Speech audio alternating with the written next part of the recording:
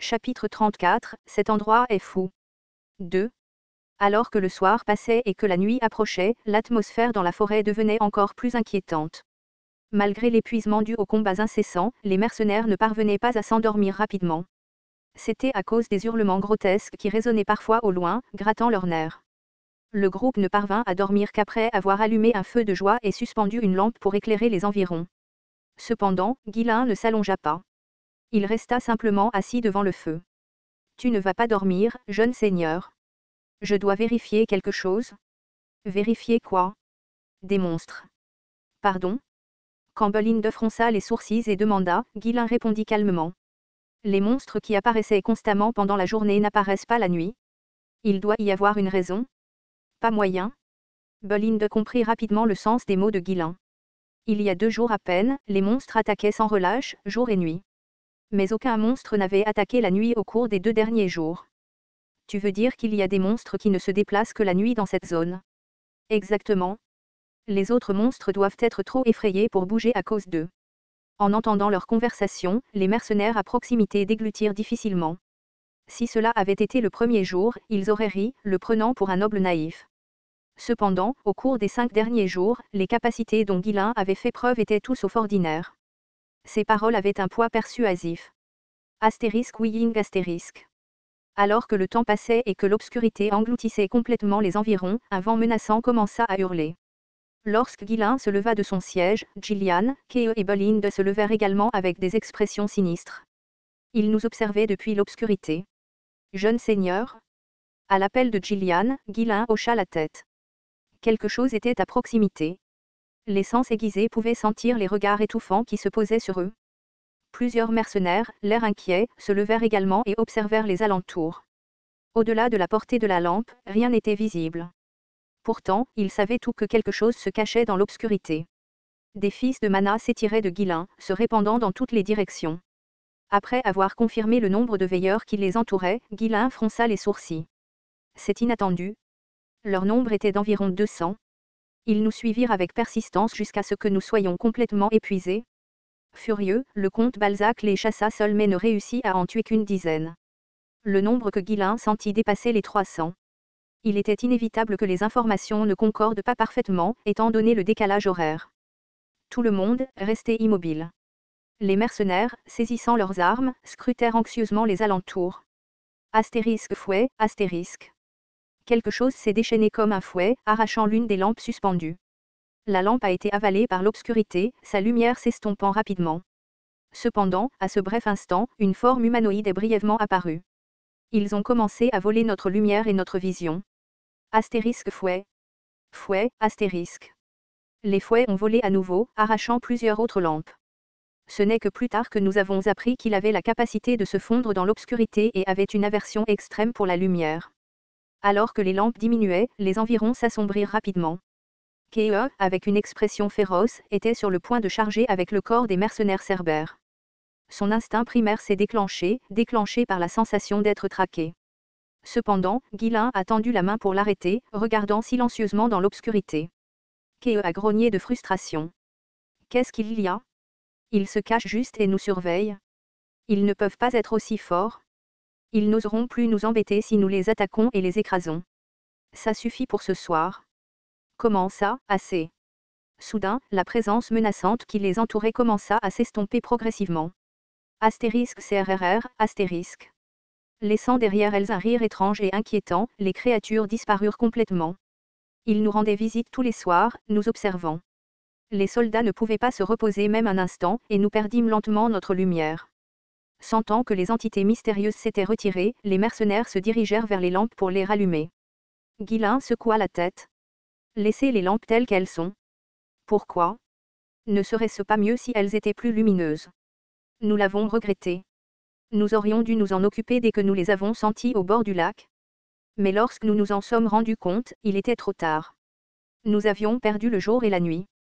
Nous n'avions pas le temps de nous reposer et nous nous étions aventurés trop profondément, perdant ainsi notre sens de l'orientation. Ghislain parla fermement aux mercenaires. Si nous voulons nous en occuper ici, nous devons garder les lampes telles qu'elles sont. Les mercenaires le regardèrent avec incrédulité. Comment pouvait-il être aussi sûr de lui pour s'occuper de quelque chose qu'il ne connaissait même pas ? Qu'est-ce qu'ils sont? En réponse aux questions des mercenaires, Guilain prononça un seul mot à voix basse. Pâleur. Ils étaient les descendants d'une race ancienne, autrefois brillante en civilisation et en intelligence, maintenant transformée en monstres. Dans cette forêt, ils vivaient comme des chasseurs de l'obscurité, connus sous le nom de Pâleurs. Astérisque astérisque astérisque. Le groupe cessa de se frayer un chemin ou de s'éloigner. Au lieu de cela, ils abattirent des arbres à une courte distance du lac pour créer une clairière et s'y reposèrent. Pendant que les mercenaires prenaient leur temps pour se reposer, Gillian s'approcha de Guilain. « Jeune seigneur, que comptez-vous faire? J'ai l'intention de m'occuper d'eux avant de continuer. Sinon, ils continueront à nous suivre. Comment sommes-nous censés attraper quelque chose qui ne nous regarde que dans l'obscurité? Même si nous essayons de frapper, ils s'enfuiront. Voyons ce qui se passe ce soir. Préparez les mercenaires avec des arcs et des flèches. » Compris. Gillian hocha la tête. Lancer une volée de flèches pourrait être une stratégie solide si les ennemis les observaient simplement de loin. Alors que la nuit tombait à nouveau, tout le monde restait sur le qui-vive. Peut-être par chance ou à cause de la pâleur, aucun monstre n'avait attaqué pendant la journée. Les mercenaires se reposèrent maintenant et, avec leurs forces récupérées, gardèrent leurs arcs bandés, les yeux fixés sur l'obscurité. Astérisque CRRR, astérisque. Ils pouvaient sentir les regards sinistres remplir l'air autour d'eux. Au milieu de la confrontation tendue, Guilain cria. Feu. Astérisque pilling, astérisque. En un instant, plus d'une centaine de flèches jaillirent dans toutes les directions. Les mercenaires, rassemblés en cercle, déclenchèrent leurs flèches sans hésitation, chacun visant vers leur front respectif. Cependant, astérisque CRRR, astérisque. La seule réponse fut un son grotesque et moqueur comme si on se moquait d'eux. Les mercenaires étaient déconcertés. Qu'est-ce que c'est que ce bordel? Pas un seul coup? C'est impossible. Ils pouvaient tous sentir que quelque chose se cachait dans l'obscurité, juste hors de vue. Ces créatures avaient délibérément révélé leur hostilité. Même ceux qui avaient des sens émoussés pouvaient le sentir. De toute évidence, de nombreux monstres les entouraient, mais aucune des flèches n'avait touché quoi que ce soit, volant inutilement dans le vide. Quel genre de monstres sont-ils?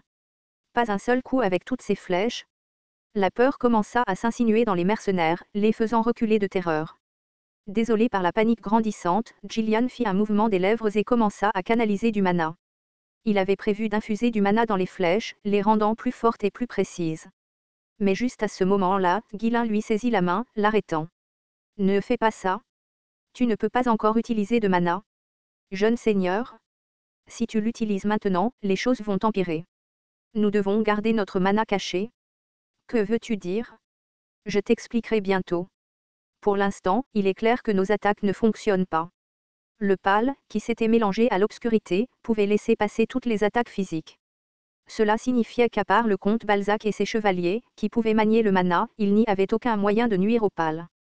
C'était à la fois une bénédiction et une malédiction pour cette race ancienne. Astérisque oui Ike, astérisque.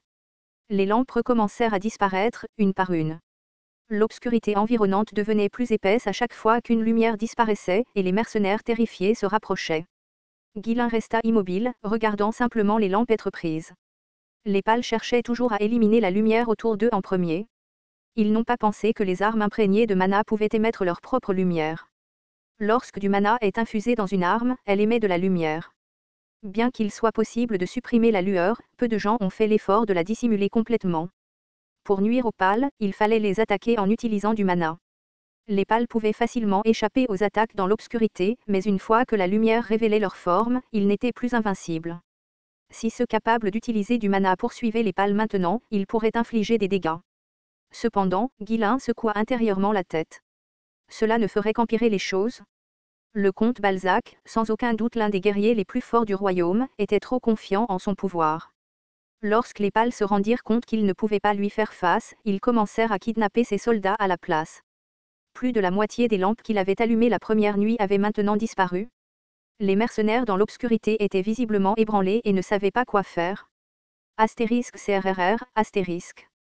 Les pâles, apparemment satisfaits, émirent un rire glacial avant de disparaître à nouveau.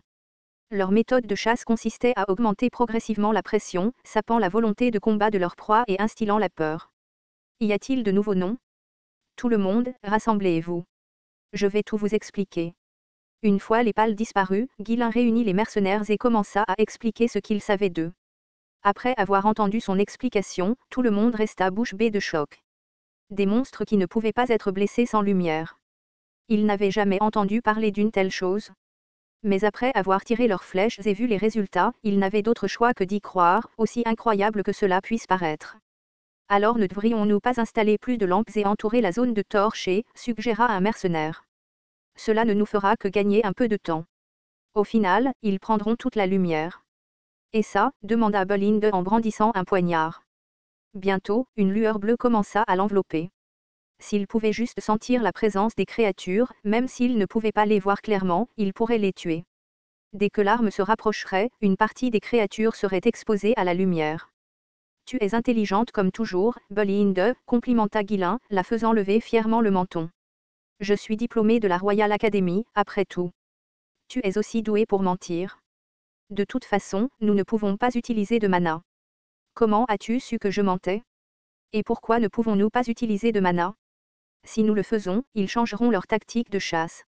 Nous avons trouvé des traces des soldats capturés. Ils avaient été dévorés vivants. Enragé, le comte Balzac a anéanti la zone autour de lui, anéantissant tout dans un rayon de plusieurs dizaines de mètres lorsque le pâle est apparu. Cependant, connaissant sa force, le pâle est resté loin, se cachant dans l'obscurité avant d'être exposé à la lumière.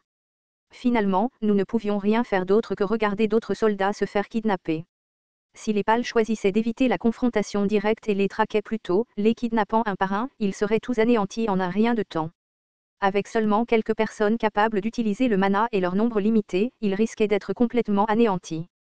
Alors que l'explication de Guilin se poursuivait, les visages de ses compagnons pâlisseyaient. Déjà, alors qu'ils s'aventuraient plus profondément dans la forêt, ils rencontraient des monstres plus puissants, entraînant des pertes plus lourdes. Et maintenant, imaginez que ces créatures viendraient chaque nuit pour essayer de les kidnapper. La seule pensée était vertigineuse. Alors que devrions-nous faire? Ne nous ont-ils pas déjà marqués comme leur proie? Ne devrions-nous pas simplement faire demi-tour maintenant? Demanda anxieusement l'un des mercenaires. Guilin secoua fermement la tête. Nous devons les combattre ici. Avec nos forces, il n'y avait aucun moyen. Nous aurions pu gagner la bataille, mais les pâles n'avaient aucune intention de nous combattre directement. Nous avons échoué à maintes reprises, et ce n'est que lorsque Sir Aloy, le magicien royal, et son escouade de sorciers sont arrivés que nous avons réussi à les anéantir. Même l'avant-garde de sa vie précédente, plus forte que les mercenaires actuels, avait échoué à plusieurs reprises dans ses tentatives de conquérir la forêt des bêtes. Ce n'était pas parce qu'il manquait de force, c'était parce qu'il n'avait aucune information. Et le fait que les pâles soient inhabituellement intelligents pour des monstres rendait les choses encore plus compliquées. Mais Guilin était différent d'eux. Je les tuerai tous avant qu'ils ne réalisent ce qui se passe. Il avait toutes les informations dont il avait besoin, et il était parfaitement préparé. Tout se déroulait exactement comme il l'avait prévu.